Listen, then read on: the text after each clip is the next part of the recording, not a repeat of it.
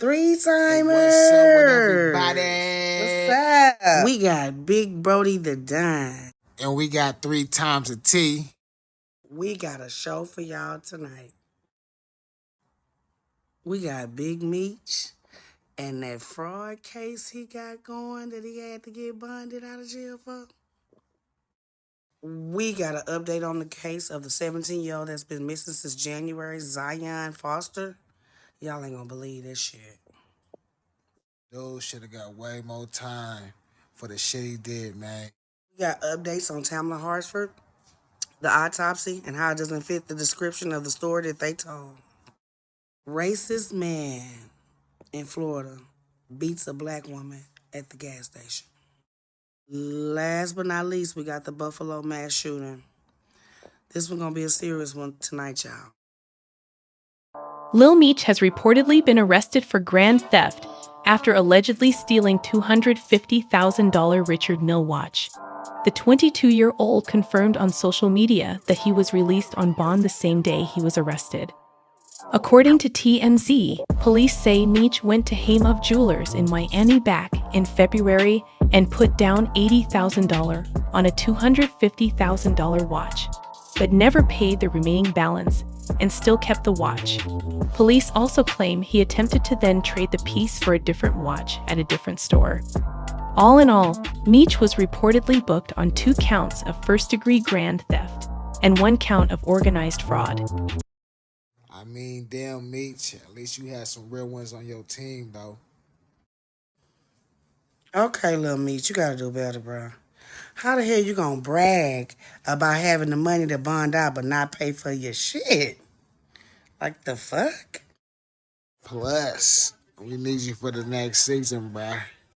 Dang.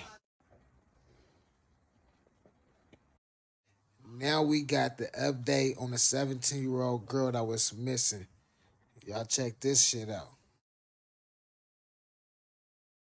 After 5 months of searching, investigators in Michigan believe they are one step closer to solving the death of Zion Foster, a 17-year-old girl whose sudden disappearance not only rocked the small town she was from, but also drove a family apart. Zion was last known to be hanging out with a cousin through marriage, 23-year-old Jalen Brazier, who picked her up from her house on January 4th. Her mother told Dateline in January that her daughter left around 10:45 p.m. At 12:59 a.m., she received a message that she was on the way, letting her know she was en route. When Zion never arrived, her mom reported her missing to the police. This is the location Zion Foster shared with her mother January 4th. It's the last location where Zion was known to be, and now a search effort is underway to find the missing teen. A 17-year-old child, Zion Foster, was known to have come to her cell phone pinged off of being here. It's been 13 days since Zion Foster was last seen. We need your eyes. The police need your help. That's right. We need your help. Throughout that time, reports claim Jalen changed his stories about her whereabouts several times. He later renounced his story and turned himself. As a mother, I can imagine how much pain she's in, thinking she let her daughter go with someone safe.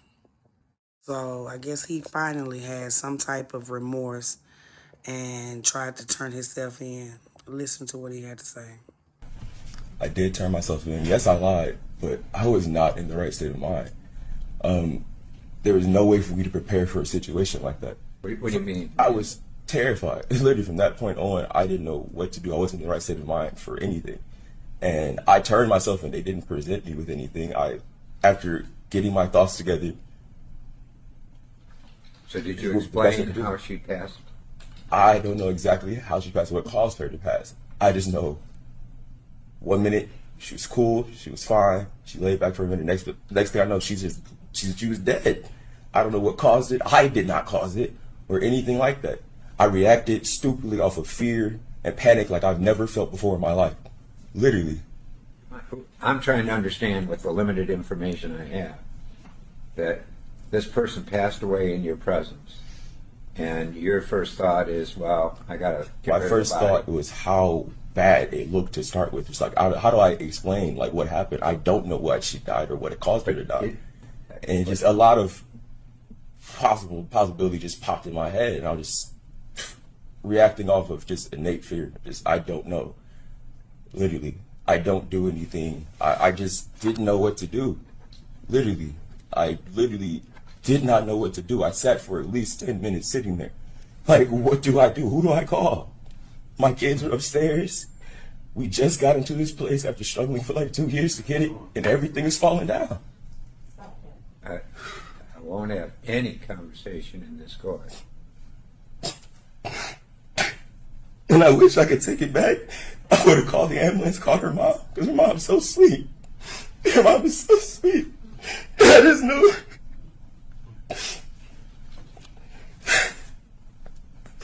I wish I could take it back. Nobody been in the situation. At the very least, they'd be able to be like, okay, this happened, confirm this, and everybody has some sort of peace right now, you know? But I just didn't know what to do. It's not something, you know, like I said, in life, you try to mentally prep for a lot of situations. But when one that you just would never have even thought to happen just happens, and you're like, wow, immediately the first thing comes to your mind is everything about to lose, how it's about to affect your kids, your life in general.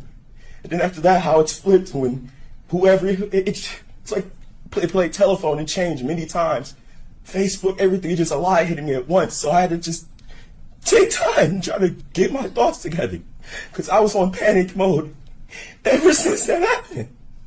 Her mom at one point talked to me, and I couldn't bring myself, like, your daughter just died. What do I do? And I can't even explain it. What happened? I just can tell you my honest reaction. Hey, I honestly, this right here got me really hot right now, y'all. You know what I'm saying? I can't believe he even trying to explain himself. Like, dude, this is wild, big. I trust him. And I thought he would be responsible. But the fact is that it seems to me like he was hiding. He didn't pull up in my driveway. He pulled up in my neighbor's driveway. And he's pulled up in my driveway before. We've given each other a hug. I've spoken to him. He came that night and he picked my baby up by pulling into my neighbor's driveway and then parking in the front of my other neighbor's driveway. He called me. I didn't call him. He called me on the 5th when my baby didn't come home. He called me to say, I don't know why Zion would lie and put me into this. I haven't seen her in years. I haven't seen her in months. And I'm like, what? It wasn't too long ago that I saw you. And even knowing that my baby has been in contact with him, I kept going to his house. I just wanted him to tell me the truth. I stayed up for nights, for days, panicking and being so fearful. God, please don't let my baby be dead. Please, God, don't let my baby be just thrown away like she's nothing. And to say, you panicked. Then why didn't you think about my baby? What if you were so high you didn't know she was alive? And you just threw her in a dumpster in the cold without a coat? He's going to prison today. And the prison sentence here hardly reflects the injury that you've accomplished. The guidelines are appropriate, however. Therefore, it is a sentence of this court that Mr. Brazier, you be remanded to the custody of the Michigan Department of Corrections for a period of 23 months to 4 years on count 1. sad to say that he got almost 6 years. This girl gone forever. There's not enough time in the world that could justify what he did. I'm praying for her. I really am. Next, we have Tamla Hartsford. And this case holds very dear to my heart because we have the same name. But she was supposedly had fell from a balcony at a party, and now the autopsy's showing different. Watch this. Inside the party with pictures detectives collected from people at the home.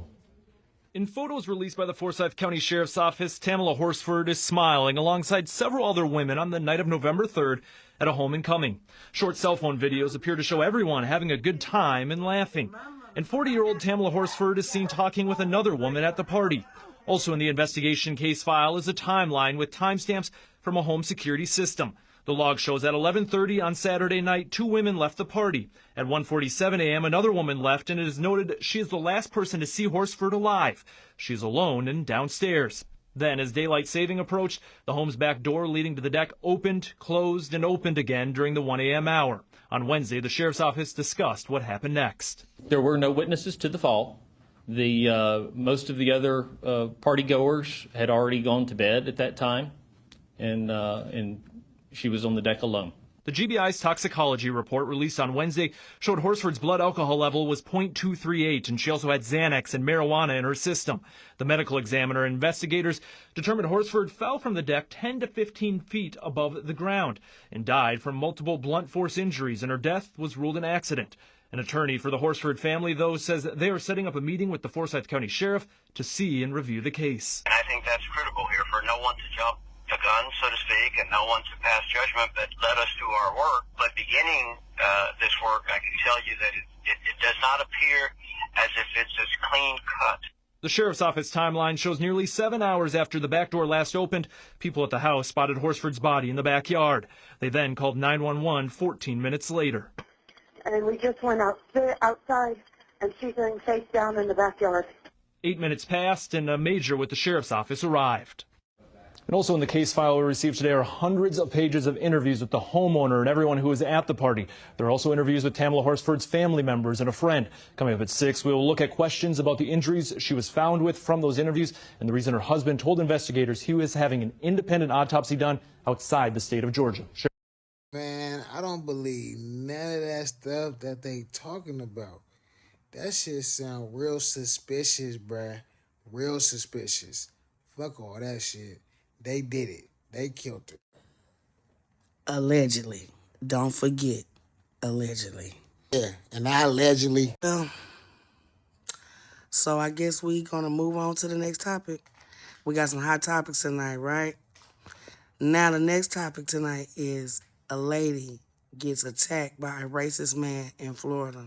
For about 10 seconds, it was punch after punch after punch. I never thought I would be in like a situation like that, ever. I walked into the gas station, he came in after me and was just like ranting and raving about y'all's kind and y'all need to go back and all this other stuff. While she was buying gas at the counter, she says the man was making racial remarks and was standing close to her, so she asked for some space. And he didn't back up. I told him like, I could just call my dad or whatever. He was telling me like he had his gun in his car.